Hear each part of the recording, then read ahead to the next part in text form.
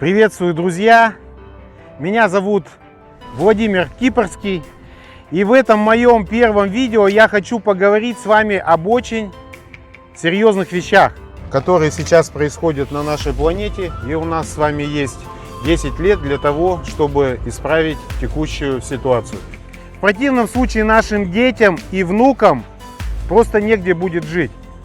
Обязательно досмотрите видео до конца, посмотрите, подпишитесь на мой канал и будете первыми узнавать о том, что мы с вами вместе сможем сделать.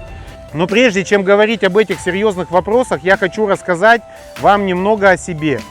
Я родился и вырос в городе Свердловск, сейчас это Екатеринбург. И провел в этом чудесном городе все свое детство, юность и эпоху своего начального бизнес-развития. Я ходил в обычную советскую школу, был пионером, закончил радиотехникум имени Александра Степановича Попова, поступил в Уральский политехнический институт на металлурга, но дальше первого курса пройти не мог. Случилась политическая катастрофа, великая и мощная страна, наводящая страх и ужас на всю планету своими имперскими амбициями, неожиданно прекратила свое существование. В один момент люди проснулись в новой реальности, и никто не был к этому готов. Нас всех разбросало по огромной территории, и в один миг мы оказались гражданами разных стран, и у нас появились реальные границы для общения. Это было для меня первым большим потрясением, и мне, 20-летнему юнцу, которому только пришлось стартовать во взрослую жизнь, было очень и очень нелегко. Наш красивый город, столица Урала и прилегающий регион славился своими промышленными предприятиями черной металлургии, тяжелого машиностроения и химической отрасли. Во время и после Великой Отечественной войны, когда об экологии и о людях особо не задумывались, промышленные предприятия строили прямо в черте города. А городские районы назывались звонкими именами, заводскими. У нас это Уралмаш, Химмаш, железнодорожный. Так вот, в Екатеринбурге только один Уралмаш завод, который и по сей день является одним из градообразующих предприятий, находится в центре города и занимает огромную территорию.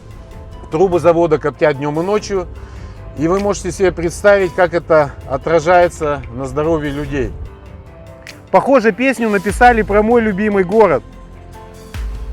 Зимой выпадает фиолетовый снег, а летом идет розовый дождь.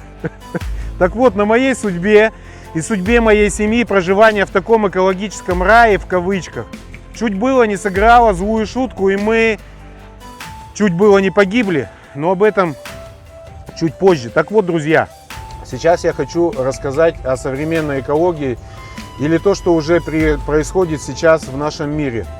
Вы думаете, что экология – это деревья, воздух, погибающие дельфины, которые далеко от нас и не касаются вашей жизни? Наша экология – это онкология практически в каждой семье.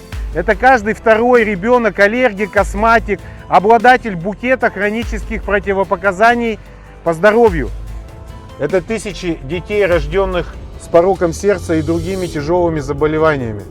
Экология – это хронические и глубокие депрессии среди людей, начиная с 20-летнего возраста, которые годами ходят к психологам, но получают лишь временное облегчение, а не реальное решение проблемы.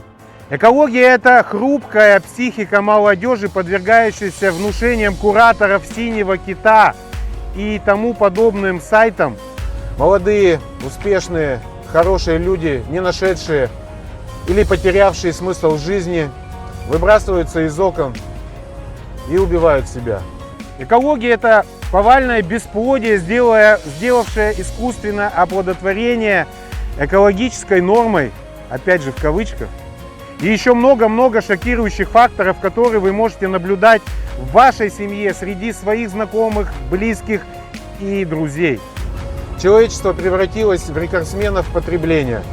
Психика настолько обработана рекламой, что люди даже не чувствуют, что употребляют целлофановый рис, пластиковые фрукты и искусственные молочные продукты. Это все уже общеизвестные факты. Мы как зомби покупаем новомодные товары, которые даже еще не успели надоесть. При этом кровожадные корпорации думают только об баснословных прибылях.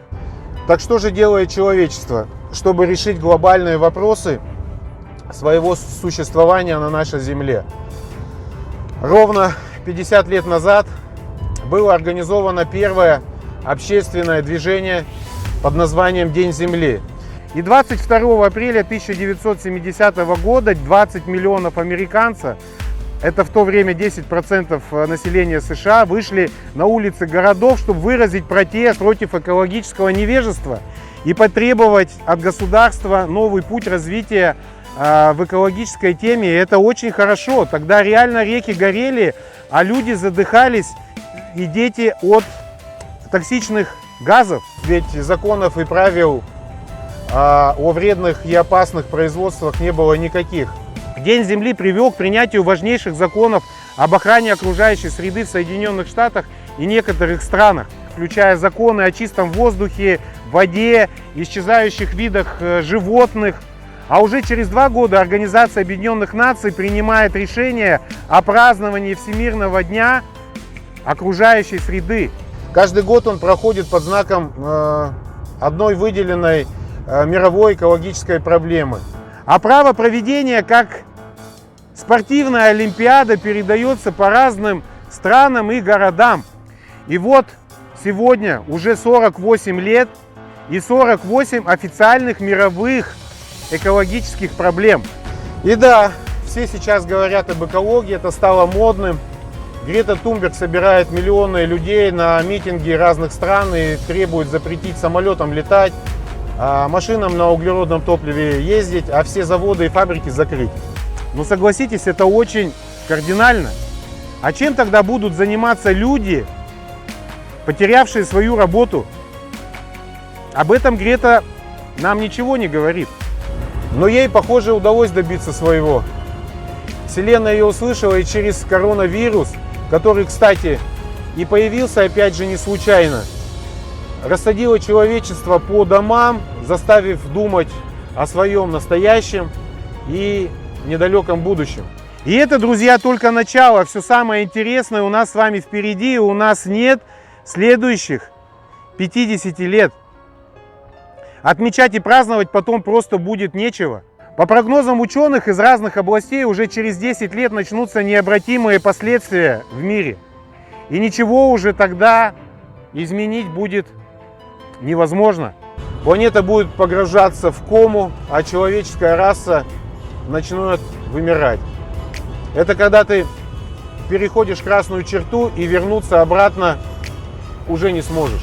Вот только представьте себе, если бы вы сели в машину времени, перенеслись так лет на 30 вперед, 2050 год. Выходите из капсулы и попадаете в горящее пекло, все везде в дыму, в черное, с белого света не видно. Прямо как в Австралии в прошлом году, помните? Растительности нет, дышать нечем.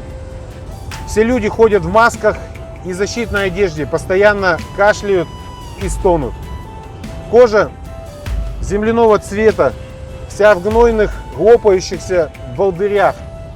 Кошмар, жуть, ух. И у меня вопрос, если бы вы вернулись благополучно обратно из этого ада, что бы вы стали делать? Чем бы вы стали заниматься, чтобы спасти ваших детей и внуков? Так вот, друзья, я Владимир Кипрский. И я точно знаю, как надо за 10 лет реально изменить экологическую ситуацию и спасти нашу планету.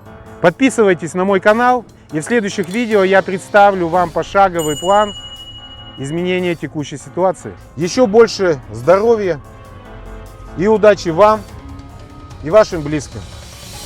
Берегите себя и нашу замечательную планету.